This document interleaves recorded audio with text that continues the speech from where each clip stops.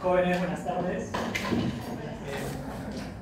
Bien, quien les habla es el presidente José Paredes, soy nutricionista y también soy magíster egresado de la maestría en nutrición clínica y en la Universidad Nacional de Guerrero. ¿Sí? Entonces el tema del día de hoy es lípidos. Voy a ser el tutor encargado de hablar de este tema, así que bueno, espero que les sea de mucho provecho para ustedes. ¿Sí? Este es el esquema de la clase que vamos a tratar el día de hoy. Vamos a hablar de las generalidades de los lípidos, las características generales de todos los lípidos, las funciones y la clasificación, digestión y forma de absorción, los requerimientos, así como la aplicación en el campo de la salud. Siguiente, por favor. Ok, bien. Los lípidos en realidad son moléculas compuestas por carbono, hidrógeno, oxígeno, nitrógeno, fósforo, azufre. Principalmente por estos elementos, ¿okay? La forma de en realidad clasificarlos es muy compleja por su estructura química muy diferente, los diferentes tipos de lípidos que tenemos, ¿okay?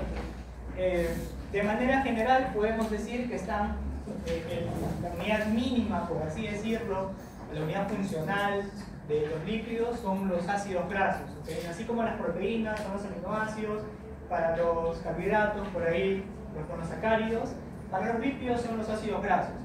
Los ácidos grasos están compuestos de más o menos de 4 a 36 carbonos, ¿ok?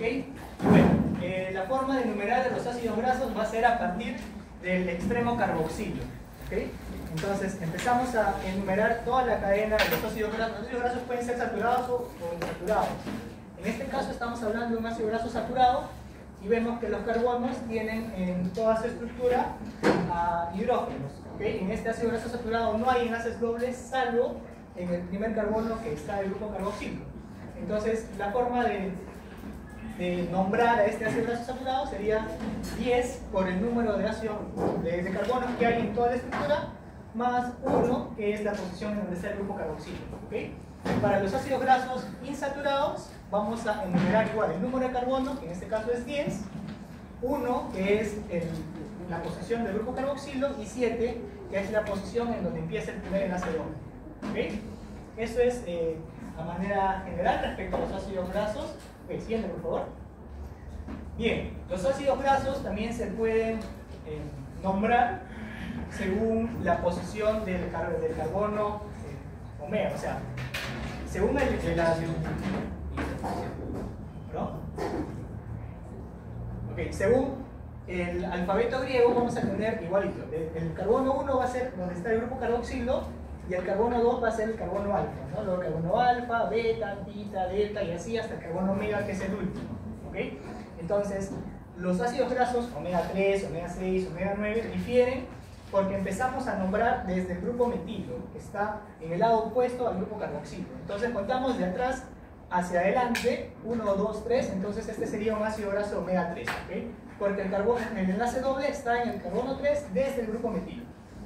Bueno, y si hacemos la nomenclatura normal, serían 10 carbonos, 1 por la posición del ácido carboxilo y 7 si es que contamos de derecha a izquierda hacia donde está la posición del enlace doble. Esto sería respecto al omega 3. Aquí tenemos al omega 6, que es el ácido linoleico, ¿okay? Y contamos igual desde el último carbono, 1, 2, 3, 4, 5, 6. Aquí encontramos el primer enlace doble. Entonces ese sería el omega 6. Empezamos a contar desde el lado opuesto al grupo carboxilo. Y si vamos de delante, desde el grupo carboxilo hacia el último carbono, serían 18 carbonos en total, 2 porque hay 2 enlaces dobles en la posición 9 y en la posición 12. ¿Okay? Entonces, bien, esa es la forma de nombrar o la nomenclatura respecto a los ácidos grasos. Siguiente, por favor. ¿Hasta ahí alguna duda? No, ¿cierto? Okay. Bien, también podemos, para no estar escribiendo la estructura del carbono y del hidrógeno, podemos hacerlo con rayitas, ¿no? Con la nomenclatura orgánica.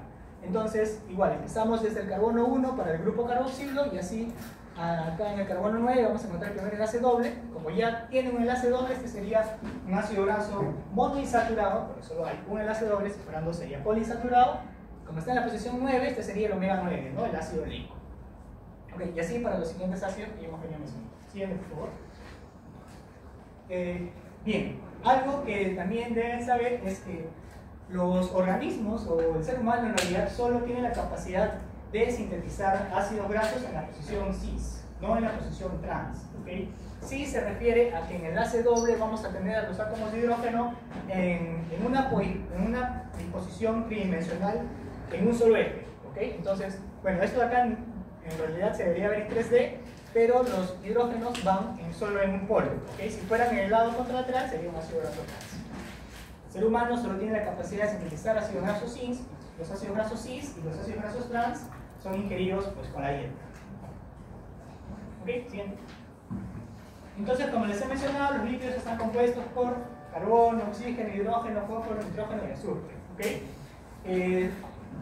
Son insolubles en agua, ¿okay? Y son solubles en solventes apolares como el formol, el etanol, en todos los disolventes orgánicos que conozcamos. Son menos densos que el agua y por eso van hacia la superficie y son un poco saltantes. Es decir, que cada que hacemos una presión sobre un ácido graso en estado sólido o sobre una grasa en estado sólido, este se va a deformar y la superficie que va a estar en contacto con la grasa pues se va a quedar con una densidad media oleosa, ¿okay? No se va a quedar manchada por la grasa. ¿Okay? Siguiente, por favor. Entonces, las funciones generales de los lípidos es, primero, ser reserva de energía. ¿Okay? ¿Cuántas kilocalorías nos otorga un gramo de lípidos, chicos? 9. ¿Cuántas kilocalorías nos otorga un gramo de carbohidratos? 4. 4. ¿Y proteínas? 4. Eso es a rasgos generales. ¿Okay? Eso es respecto a la alimentación bioral, o la nutrición bioral, una nutrición integral. Cuando la nutrición es parenteral, es decir, los lípidos van directo a la sangre, el aporte calórico es diferente. No son 9 kilocalorías, sino son 10 kilocalorías. ¿Okay? Pero estamos en la parte de fisiología, la parte básica de nutrición, entonces nos vamos a quedar con el valor de 9 kilocalorías. ¿Okay? Bueno, también son componentes estructurales de las membranas celulares. Todas las células del organismo están compuestas por una membrana celular. Esta membrana celular es una bicapa lipídica. Está compuesta por 2 capas de fosfolípidos. ¿Okay? Los fosfolípidos son moléculas antipáticas que tienen la cabeza polar, que puede estar en contacto con el agua, y el esqueleto hidrocarbonado compuesto por ácidos grasos, que es apolar. ¿Okay? Esto le da muchas funciones a la membrana celular. Bueno, los lípidos también tienen funciones específicas, son reguladoras, por ejemplo, algunas vitaminas, las vitaminas liposolubles, son la vitamina D, la vitamina E, la vitamina K, la vitamina A. La vitamina D, por ejemplo, derivada del colesterol. También algunas hormonas de naturaleza esteroidea, como la testosterona, la progesterona, el estradiol, que son derivados básicamente de los lípidos. Forman parte de cubiertas protectoras, como por ejemplo las ceras. Las plantas tienen en su pared celular una capa hecha de cera. ¿Okay? Esta capa de cera está conformada por ácidos grasos de cadena larga y también alcoholes de cadena larga. Y esto le da la capacidad de poder ser impermeables al agua. Entonces, esta es una característica, por ejemplo, de la epidermis de las plantas. ¿Okay? Es un aislante térmico que nos ayuda contra la pérdida del calor corporal. Ustedes saben que en la piel tenemos diferentes estratos. ¿Okay? Tenemos la epidermis, la dermis y la hipodermis. Y debajo de la dermis está la hipodermis, acá tenemos el tejido celular subcutáneo. En algún momento van a hacer cursos de antropometría y van a medir un panículo adiposo, ¿okay? Por medio de pliegues cutáneos. Estos pliegues cutáneos están compuestos, principalmente lo que se mide es el tejido celular subcutáneo, que en realidad son lípidos, ¿okay? Y este tejido celular subcutáneo es el que brinda protección y además funciona como un aislante térmico contra la pérdida de calor. Ok, también tienen función transportadora, por ejemplo, las lipoproteínas, que ya han estudiado en bioquímica, que nos ayudan al transporte de los lípidos en sangre. Bien. Entonces, de manera general, podemos decir que tenemos función energética, reguladora, protectora, transportadora y estructural. Siguiente.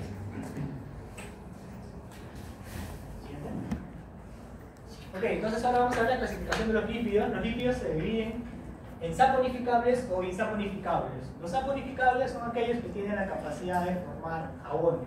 ¿Okay? Todo este grupo, los lípidos simples y los lípidos complejos, tienen la capacidad de formar jabones. Entonces, hemos venido mencionando los ácidos grasos, que son un tipo de lípido simple. ¿Okay? También tenemos a los lípidos isotonificables, y acá están los terpenos y los esteroides, ¿no? Que son ya moléculas un poquito más complejas, que tienen una naturaleza estructural muy particular. Okay. Siguiente, por favor. Vamos a hablar ahora de los ácidos grasos, ¿ok? Como ya hemos venido mencionando, el ácido graso está compuesto por un esqueleto hidrocarbonado, ¿okay? Que es apolar, que es insoluble en agua, que repele el agua, y por eso en una membrana celular los fosfolípidos que tienen en la parte interna de los ácidos grasos están hacia adentro, no pueden estar hacia afuera porque si no van a tender a repeler el agua y siempre tienen que haber contacto con este medio. ¿Okay? Y también tenemos a los ácidos grasos insaturados, que bueno, como ya hemos venido mencionando, tiene un enlace doble, pero la diferencia entre estas dos imágenes es que el enlace doble tiene la capacidad de deformar el ácido graso. ¿Okay? Tiene la capacidad de deformar el ácido graso. Por ejemplo, cuando hablemos de cuál es el contenido de lípidos de los alimentos, algunos alimentos son sólidos porque están compuestos principalmente de ácidos grasos saturados, ¿okay? Que tienen una estructura rígida, lineal. En cambio, los aceites tienen naturaleza líquida. Esto es porque su punto de difusión es más bajo, pero también porque están compuestos por ácidos grasos monoinsaturados, en este caso el omega 9, ¿okay? El ácido oleico. Okay, siguiente, por favor. Bien, entonces acá vemos un ácido graso saturado, que es el ácido palmítico, que como les he mencionado es lineal, al carbono está rodeado solo de hidrógenos, ¿no? En cambio, en el ácido palmito-oleico tiene la misma cantidad de átomos que el ácido palmítico, ¿okay? Pero vemos que hay una angulación y esto es por el enlace doble. Bien, siguiente. Entonces vamos a tener diferentes tipos de ácidos grasos, los ácidos grasos saturados y los ácidos grasos insaturados, ¿okay? Entonces, la principal diferencia es respecto al punto de fusión. El punto de fusión, ¿qué es la fusión, chicos? ¿Saben qué es la fusión? Convertir de qué estado a qué estado cambian las moléculas cuando se fusionan. ¿Líquido sólido? Ya, al revés. Ah, no. Sólido a líquido. Sólido. ¿Okay? Ajá. Ya, la fusión es pasar de sólido a líquido. Entonces, estos ácidos grasos saturados van a tener un punto de fusión muy alto. Es decir, que cuando ponemos la grasa a una temperatura, supongamos acá para el ácido palmítico, que tiene 16 carbonos, lo ponemos a 63 grados, a esa temperatura el ácido palmítico se va a volver líquido, ¿okay? O se van a romper los enlaces. ¿Okay? Ese es el punto de fusión, y va a pasar de sólido a líquido. Respecto a los ácidos grasos insaturados, tiene su punto de fusión más bajo, ¿okay? Que generalmente suele ser negativo.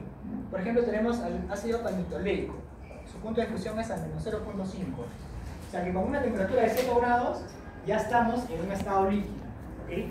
Los ácidos grasos saturados con una temperatura ambiente, por ejemplo, de 24 grados, van a estar en estado sólido. Los ácidos grasos insaturados a una temperatura ambiente pues van a estar en estado líquido porque su punto de fusión es más bajo. ¿Okay? Esto es algo que tienen que saber diferenciar para saber reconocer qué tipo de ácidos grasos tiene un alimento, si es saturado o si es insaturado. Siguiente, por favor. Entonces, esto es lo que les he venido mencionando, ¿no? La mantequilla o bueno, cualquier tipo de grasa sólida está compuesto principalmente por ácidos grasos saturados. Y esto es porque su punto de fusión es alto. Mientras que los poliinsaturados, como su punto de fusión es mucho más bajo, están en estado líquido. Siguiente, por favor. Bueno, algo que tiene, una característica que tienen los ácidos grasos es que son antipáticos, ¿okay? Como ya les he venido mencionando, la cabeza es polar y el esqueleto hidrocarbonado es apolar, ¿no?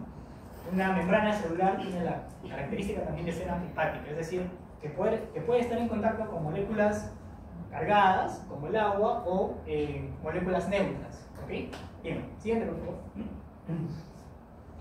Bien, los ácidos grasos también se dividen según la cantidad de carbonos que hay en la molécula, en la estructura, ¿ok? Podemos ver ácidos grasos de cadena corta, de cadena media o de cadena larga. Cada ácido graso tiene una utilidad particular.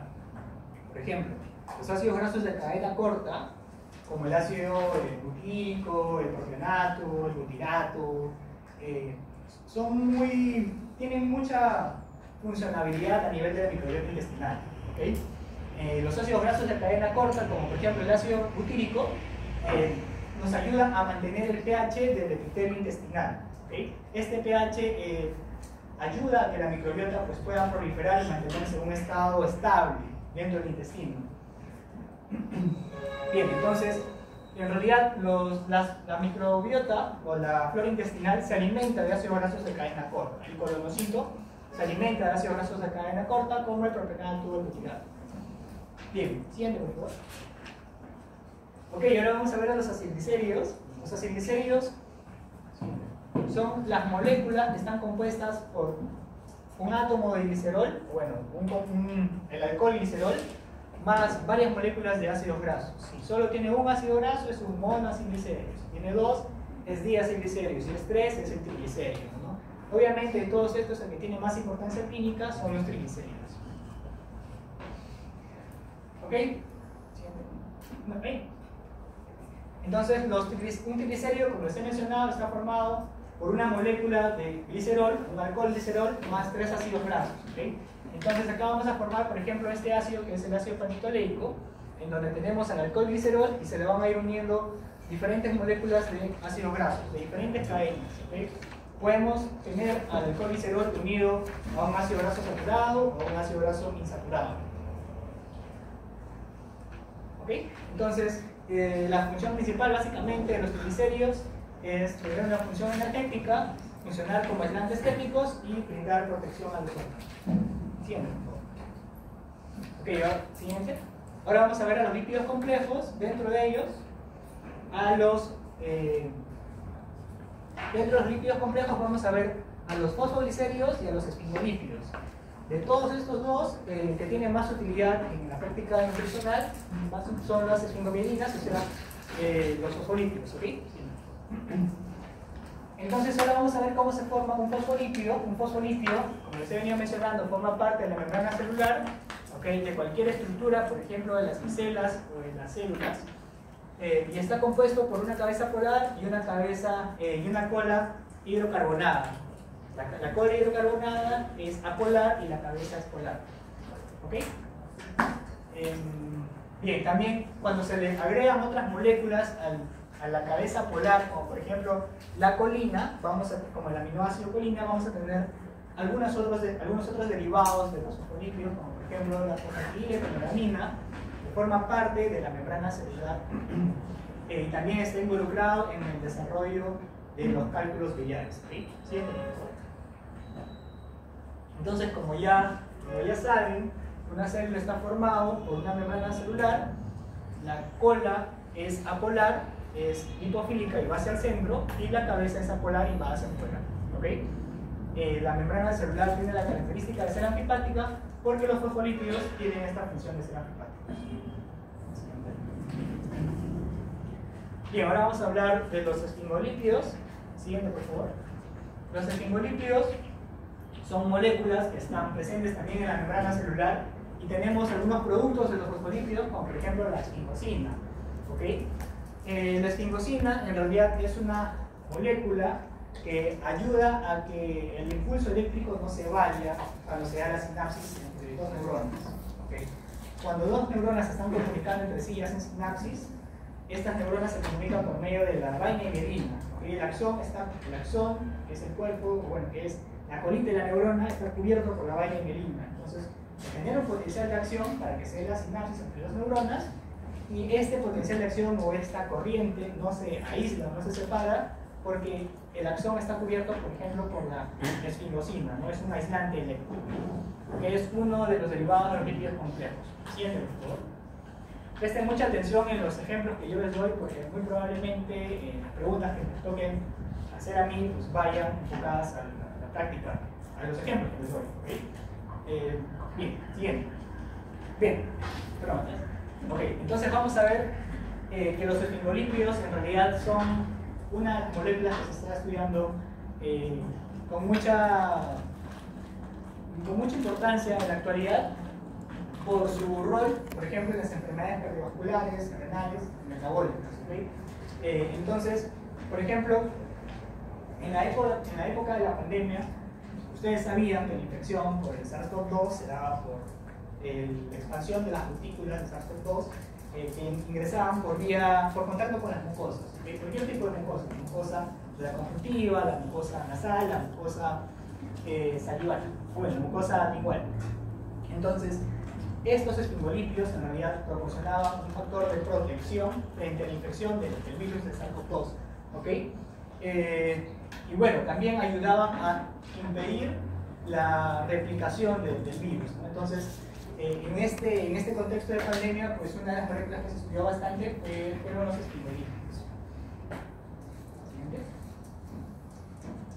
También se ha visto que, por ejemplo, los esfingolípidos están muy relacionados con el desarrollo de algunas enfermedades autoinmunes o crónicas. Por ejemplo, la diabetes tipo 1 está relacionado con una alteración en el metabolismo de la esfingomielina. ¿Okay? La ceramida, que es un lípido complejo derivado, también está relacionado con el desarrollo de la diabetes mellitus tipo 2 o del síndrome metabólico. ¿Okay? Y también han sido relacionados con enfermedades coronarias, enfermedad arterial coronaria, obesidad, inclusive obesidad isquémica cardíaca. Bien. Dentro de ustedes, como futuros nutricionistas, una de las enfermedades que deben manejar muy bien es el síndrome metabólico. ¿Okay? El síndrome metabólico es una complicación de la obesidad, ¿okay? En donde vamos a evaluar diferentes parámetros. La próxima práctica, vamos a tener una práctica relacionada a lo que es el metabolismo de, bueno, a síndrome metabólico, perfil hepático y perfil lipídico. ¿Okay? Entonces, ustedes van a adquirir en esta práctica la capacidad de poder diferenciar a una persona sana, una persona obesa, metabólicamente sana, y una persona obesa, pues con síndrome metabólico y complicaciones. ¿Okay? Pero dentro de esto, el síndrome metabólico, recuerden que se desencadena por una alteración en las ceramidas, principalmente. Okay, finalmente vamos a hablar de los lípidos complejos. Dentro de ellos tenemos a los terpenos.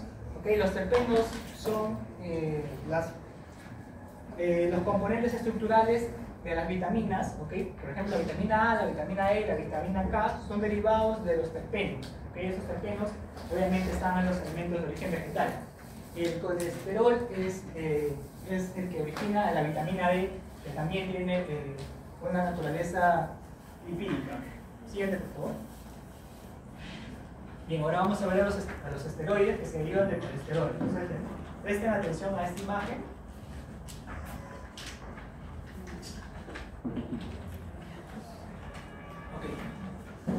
Okay. Muchas hormonas tienen naturaleza esteroidea y están compuestos por un anillo de ciclopentano periodofenadreno. Ese es el nombre, ¿ok? Entonces, a medida que se le van agregando diferentes átomos, vamos a tener diferentes tipos de hormonas. Por ejemplo, la aldosterona, la corticosterona, la testosterona, todos ellos son derivados de la vitamina D. ¿Okay? Entonces, los esteroides también ayudan a la formación de hormonas. Una hormona en realidad es un conjunto de átomos que salen a la sangre con el fin de regular algún ente, ¿okay? Con el fin de regular alguna función en el cuerpo. La liberación de una hormona se da por estímulo a nivel de la hipófisis, a nivel de primero el hipotálamo, la hipófisis, y luego la señal va hacia el órgano diana, que va a ser el que va a liberar la hormona que querramos, ¿no? Según la función que necesitemos. ¿Okay? En este caso, la vitamina, el colesterol va a ser el que nos va a formar a las hormonas de naturaleza sexual, ¿no? Como la testosterona, que brinda las características sexuales secundarias a los varones, y la progesterona o el estradiol, que brinda las características sexuales a las mujeres. ¿Okay? Bien, siguiente, por favor. Entonces, estos son los esteroides, están formados por un anillo de cuatro estructuras cíclicas, ¿okay? Y el colesterol también forma parte de la membrana celular. La membrana celular es fluida por los fosfolípidos, pero esta membrana deja de ser fluida porque el colesterol le da la característica de rigidez. ¿Okay? Entonces, esa es una de las funciones del colesterol. Cuando tenemos el movimiento de los fosfolípidos, ¿saben cómo se llama el movimiento de los fosfolípidos? Okay. Entonces, este movimiento es regulado en realidad, ¿okay? Es regulado por el colesterol. Este movimiento de los fosfolípidos se da con el fin de ingresar o internalizar hormonas o estructuras de naturaleza lipídica. Bien, siguiente, por favor. Ok, ahora vamos a ver la digestión y la absorción de los lípidos. Entonces, La digestión de las grasas empieza a nivel de la boca, ¿ok? En la boca sintetizamos la saliva por las glándulas salivales, tenemos las glándulas parótidas, las glándulas sublinguales, las glándulas maxilares. Todas ellas vierten su producto de secreción hacia la saliva y forman una mezcla de diferentes compuestos, ¿no? Entre ellos tenemos, por ejemplo, a la tialina, que ya han visto, que se encarga del metabolismo de los carbohidratos, o la case inicia el metabolismo de los carbohidratos. Pero también tenemos a la lipasa salival, ¿okay? La lipasa salival o la lipasa lingual es sintetizada por las glándulas menores. Tenemos las glándulas mayores, que es las que les he mencionado, las sublinguales y las parótidas, y las menores, que sintetizan una cantidad menor de sustancias y son de menor tamaño. Entonces, dentro de algunas de estas tenemos a las glándulas de von Ebner, y estas son las que se encargan de liberar la lipasa lingual. De aquí inicia la digestión de las grasas. ¿Ok? Bien, siguiente. Entonces, a nivel del esófago no pasa nada, siguen pasando las grasas, ¿ok? Y a nivel del estómago vamos a tener a diferentes células, ¿ok? Vamos a tener a una cripta, ¿ok? Y en esta cripta vamos a encontrar a diferentes células, las células parietales, las células principales, células heterocromafines, pero las células principales van a ser las que van a liberar la lipasa gástrica. Y acá es la segunda enzima que participa en el metabolismo de las grasas. Siguiente, por favor. Luego tenemos al intestino, ¿okay? Este es el duodeno, este es el páncreas. Okay. El duodeno tiene 4 partes, primera, segunda, tercera y cuarta porción del duodeno. Al nivel de la segunda porción va a desembocar el conducto pancreático, que es el conducto de Wilson, y también va a desembocar el conducto colédoco, que es el que trae la bilis desde la vesícula biliar. ¿Okay? Entonces la vesícula biliar va a almacenar la bilis y esta se va a encargar de emulsificar las grasas. Entonces vamos a liberar enzimas como la lipasa pancreática, que viene por el conducto de Wilson hacia la segunda porción del duodeno, y vamos a liberar la bilis, que también se encarga de emulsificar las grasas y ayudar a la degradación de estas. ¿Okay? Esta liberación del contenido de la vesícula biliar está mediado por algunas enzimas, por algunas hormonas, como la CCK, que es la colecistoquinina, y bueno, la secreción del páncreas está estimulada por la secretina, que viene de las células S, también del intestino. ¿Okay? Y acá se va a continuar la digestión de los líquidos. ¿Okay? Entonces hasta acá vamos a tener la función de la bilis, es emulsificar las grasas, y la porción exocrina del páncreas va a liberar la lipasa pancreática. Siguiente, por favor. Bien, entonces existe un eje, ¿okay? En donde a nivel del cerebro vamos a detectar las señales, vamos a detectar estas señales en la cual se va a notar la presencia de grasa a nivel del duodeno. ¿Okay? Entonces se va a liberar el jugo pancreático por una regulación muy estricta que existe entre el eje cerebro-intestino o intestino-cerebro. ¿Okay? Entonces, por medio de la estimulación del cerebro vamos a sintetizar a la secretina y a la colecistoquinina, que nos van a ayudar la colecistoquinina a promover la peristalsis de la vesícula biliar, y la secretina va a ayudar a que el páncreas exocrino libere el jugo pancreático. Bien, siguiente. Bien, entonces hemos visto que hay 3 tipos de enzimas: lipasa lingual, lipasa gástrica y lipasa pancreática. Al final, los productos que vamos a tener de la degradación de los lípidos van a ser monoglicéridos, ¿okay?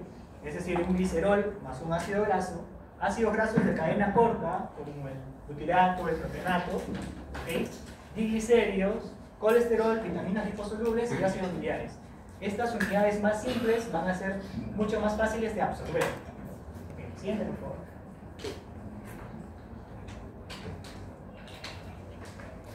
Ok, entonces la función de la bilis es emulsificar las grasas. Entonces las grasas emulsificadas, o es decir, en su composición simple, van a ser englobadas por una membrana. Esta membrana, que engloba las grasas en unidades pequeñas, se va a llamar la micela. ¿Okay? Esta micela se va a poder absorber a través del kilomicrón. ¿Okay? Ahorita vamos a ver cómo es esto de acá en el metabolismo de las proteínas. Bien, entonces recuerden que las micelas, los productos finales, los monoglicéridos, los ácidos grasos, todos estos van a ser empaquetados en las micelas, con el fin de que las grasas se mantengan en un lugar fijo. Bien, siguiente. Otra cosa es que recuerden que las grasas se absorben a nivel del ilio. En el duodeno no se absorben en el yeyuno tampoco, se absorben a nivel del ilio. Acá tenemos, ¿no? En el ilio se absorben las vitaminas liposolubles, las grasas, el colesterol, las sales biliares y la vitamina B2. Bien. Ok, entonces acá vemos cómo se ha dado la digestión de las grasas, desde una gota de grasa muy grande. Esta gota de grasa ha sido emulsificada por los ácidos biliares que vienen de la bilis, se forman partículas más pequeñas, ¿ok? Y estas partículas más pequeñas son mucho más fáciles de absorber, ¿okay? Entonces las vamos a englobar por medio de una membrana que van a ser las micelas. Entonces estas micelas van a ir en realidad hacia lo que es la circulación linfática por medio de los kilomicrones, ¿ok? Bien, siguiente por favor. Eso es para que lean y informen. Okay.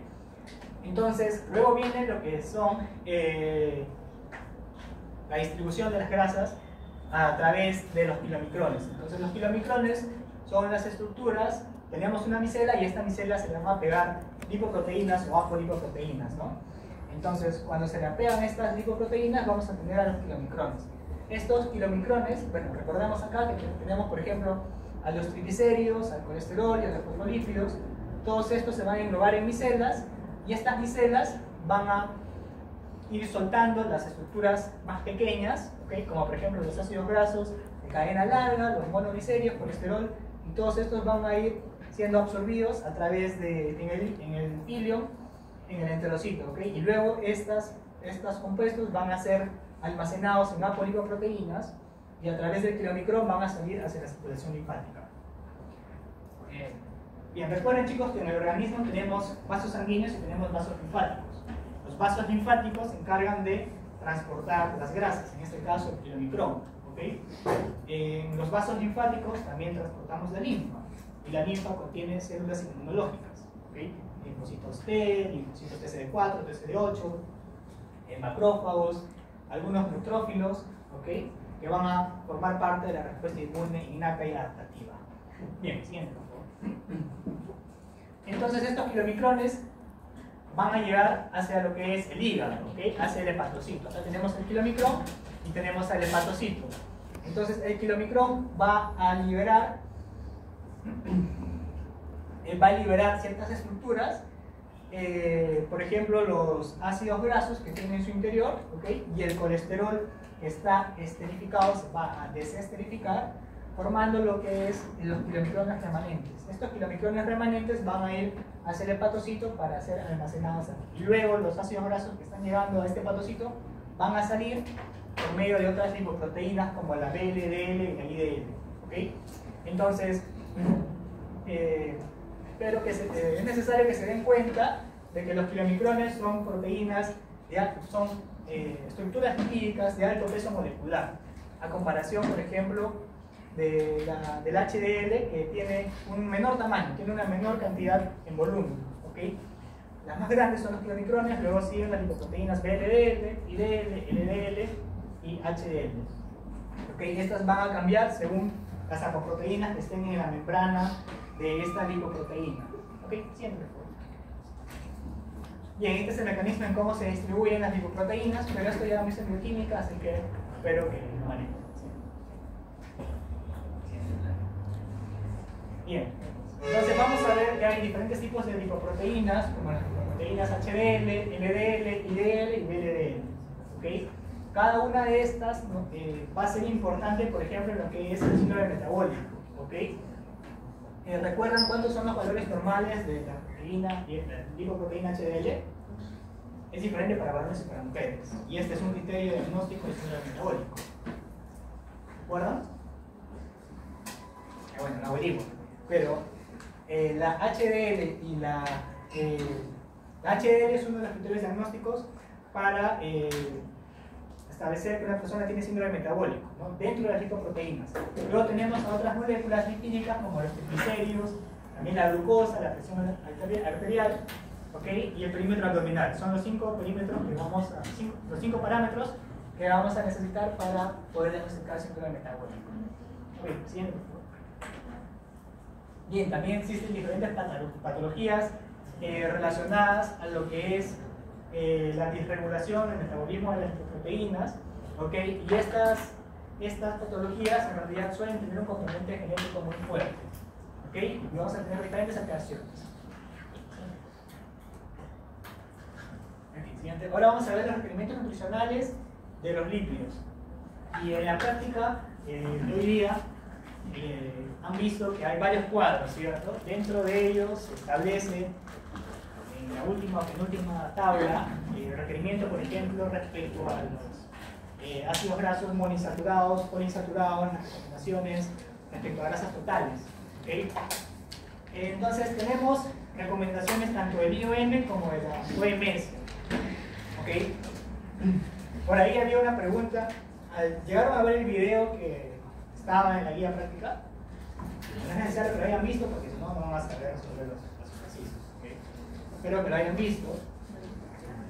Y una de las preguntas, por ejemplo, era establecer la relación entre omega 6 y omega 3, ¿okay?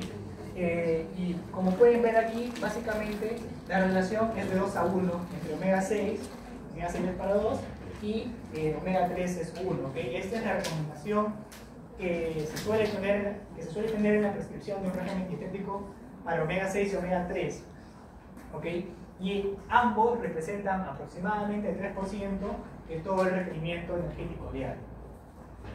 Bien, entonces la OMS establece algunas recomendaciones.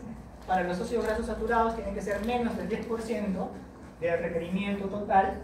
Los ácidos grasos poliinsaturados entre 3 al 10 y omega 6, omega 3 más o menos en la relación de 2 a 1, pero también puede ser de 10 a 1, de 5 a 1 y de 10 a 1.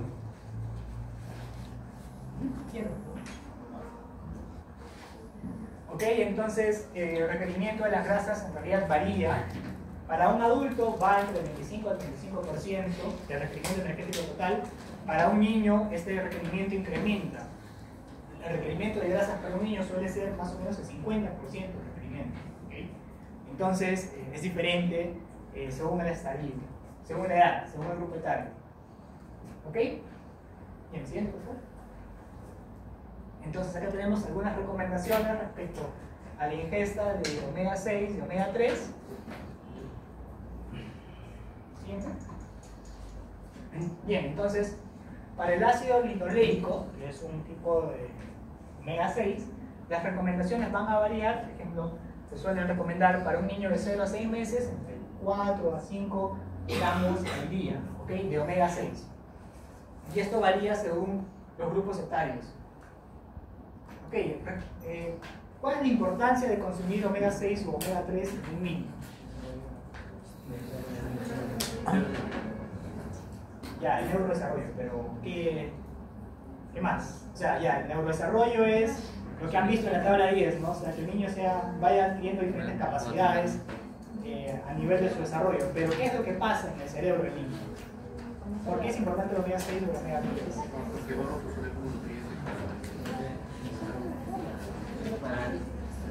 Ya, a ver, estamos hablando de omega 6 y omega 3 que son ácidos grasos, ¿okay? Entonces van a formar parte de la membrana de las neuronas. Y obviamente si tenemos más ácidos grasos poliinsaturados en la membrana de las neuronas, la sinapsis, el potencial de acción se va a sentir mucho más rápido. Entonces va a haber una mayor comunicación entre las neuronas. Y una neurona, mientras tenga más comunicaciones, este niñito va a pensar más. Cuando tiene menos comunicaciones, el niñito piensa menos. Su coeficiente intelectual va a ser menor. ¿Okay? Una de las cosas que se debe prevenir en estos niños es la anemia. Lamentablemente la anemia repercute sobre el neurodesarrollo de un infante. El mayor, digamos, el pico o la edad más crítica para el neurodesarrollo de un niño es entre los primeros 2 años de vida. ¿Okay? Si en estos primeros 2 años de vida el infante no ingiere el requerimiento de lípidos necesarios, pues ya a largo plazo, cuando este niñito que tenga anemia y que no ingiera su DHA o su EPA, cuando tenga 10 años, pues va a ser un niñito con un rendimiento por debajo del promedio, ¿no?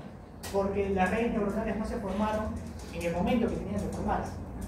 Entonces todos ustedes ingresaron aquí a la universidad y en teoría tienen una buena sinapsis, han sido bien estimulados, entonces han tenido un buen aporte de DHA y de EPA. ¿Okay? Sigamos. Bien, también tenemos el ácido linolénico. ¿Okay? El ácido linolénico es otro de los omegas importantes en el desarrollo de un infante más que todo. ¿Okay? Sus requerimientos van a ser mayores específicamente en los primeros años de vida. Recuerden que la edad crítica son los 2 primeros años. En realidad no solo los 2 primeros años, sino esto viene desde la concepción. ¿Okay? Cuando ustedes lean bibliografía de neurodesarrollo, van a hablar de los 1000 primeros días de vida. ¿Okay? En estos 1000 días de vida son los 1000 días más importantes en el desarrollo, que vienen desde la concepción y los 2 primeros años de vida. ¿Okay? Bien, siguiente por favor. Bueno, esta tabla es la que han visto en las referencias de la guía de la práctica, y también nos hablan de los requerimientos de grasas, ácidos grasos poliinsaturados, carbohidratos y proteínas. Como les menciona esta tabla, en realidad ha sido sacado de este libro, el libro Hernández, que está en la plataforma ebook, ¿okay? Pero estos requerimientos en realidad son para población europea. ¿Okay? Bien, siguiente, por favor. Entonces, chicos, recuerden que los ácidos grasos no solo tienen un efecto a nivel de neurodesarrollo, sino también tienen un efecto a nivel hepático. ¿Okay? Cuando tenemos esta enfermedad del síndrome metabólico, es posible corregir, incrementar los niveles de HDL y disminuir los niveles de triglicéridos y de colesterol si es que tenemos un buen aporte de ácidos grasos poliinsaturados y monoinsaturados. ¿Okay? Es por eso que en las planificaciones actuales también se prescribe ácidos grasos poliinsaturados para la pérdida de peso. ¿Okay? Entonces, bueno, ya ustedes poco a poco van a ir adquiriendo estos conocimientos. Siguiente, por favor. Entonces, las fuentes alimentarias de ácidos grasos saturados, pues obviamente son todos los alimentos que estén en estado sólido, ¿no? Chocolate, mantequilla, aceite de palma va a tener ácidos grasos saturados, pero más que todo ácidos grasos monoinsaturados como el omega 9. ¿Okay? Entonces estos son los alimentos ricos en ácidos grasos saturados, principalmente acá el chocolate, la mantequilla, la margarina. Siguiente, por favor.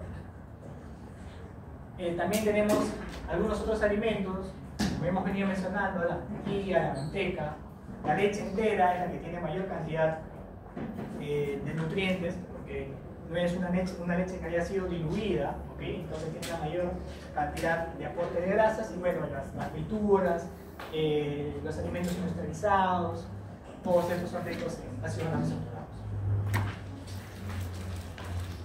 Bien, los alimentos de origen animal con buen aporte de ácidos grasos poliinsaturados, pues son los pescados azules, ¿no? El atún, el salmón, la caballa, mariscos también. Bueno, y de fuente vegetal tenemos a la linaza, o sea, los frutos secos, ¿okay? Aceite de soya, salsa inchi, también. Siguiente.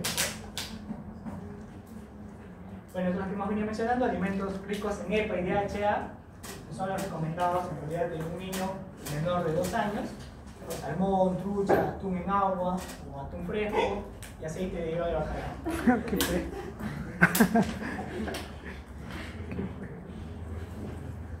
¿Okay? Ácidos grasos fuente de omega 6, tenemos a los aceites, aceite de girasol, aceite de soya, aceite de maíz, el germen de trigo también. Siguiente, por favor. Y de omega 9, pues tenemos acá la palta, las almendras, el aceite de soya también, el aceite de oliva. ¿Okay? Y bueno, este es el aporte por cada 100 gramos de alimentos. Obviamente el alimento más fuente de omega 9 es el aceite de oliva, almendras, maní y bueno, el aguacate. Ok, eso es todo, chicos.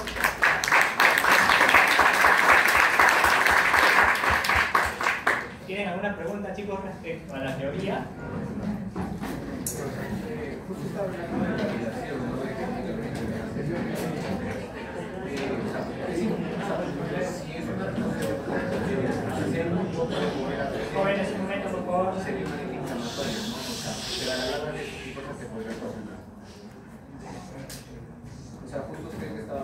de la relación que tiene que haber entre omega 6 y omega 3, porque recomendable que sea de 5 a 1, ¿no? O sea, si es posible.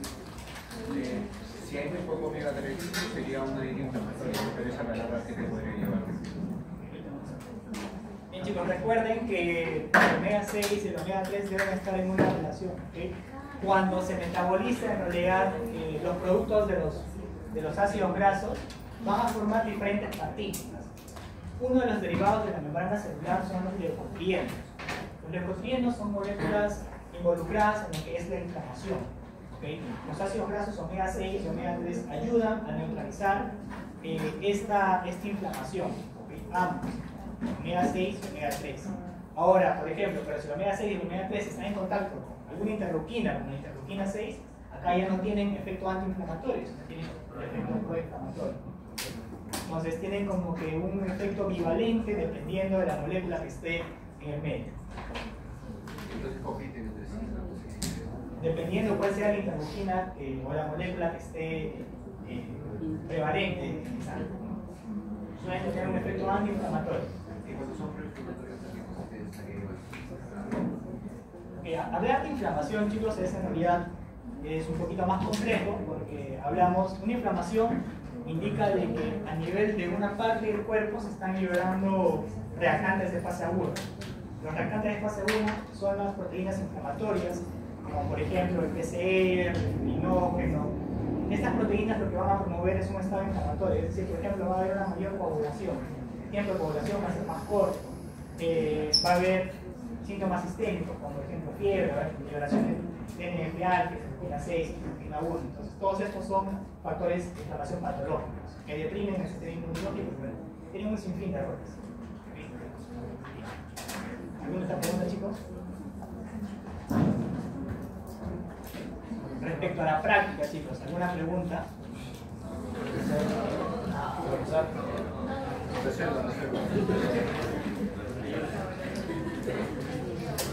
Esta referencia que había puesto también está en la práctica, pero no se puede acceder al libro. Cuando lo busquen, sale que puede aparecer o sea, no sale para acceder al libro de la referencia. No es un día ya, esa es la pregunta de aprendizaje. Ajá, pero esa es la clase. Ahorita voy a hablar con la profesora Magot, porque la materia que hace 15 días. Igual ahorita les mando las teorías a ustedes. Ok, chicos, ¿alguna otra pregunta? La práctica la discuten con sus docentes. Igual yo voy a rotar en algún momento en sus pequeños grupos por si hay alguna duda que aclarar. ¿Ya? Bien, chicos, eso sería todo entonces.